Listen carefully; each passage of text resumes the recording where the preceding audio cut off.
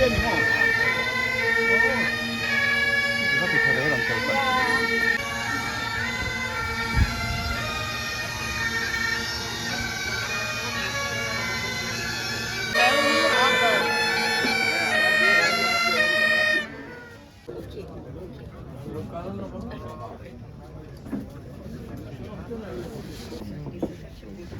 morning, ladies and gentlemen.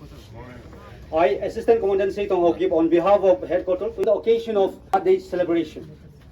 So, first of all, I would like to highlight today's program.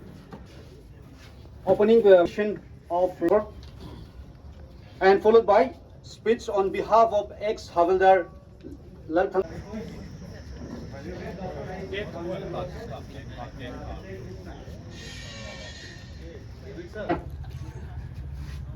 In the name of our Lord and Savior Jesus Christ, I would like to greet the Lapa of Chan Mari and the Presbyterian Church of Chan Mari, who is a remarkable man. This stage of life is not just about the counting years, things, experiences, and life touch.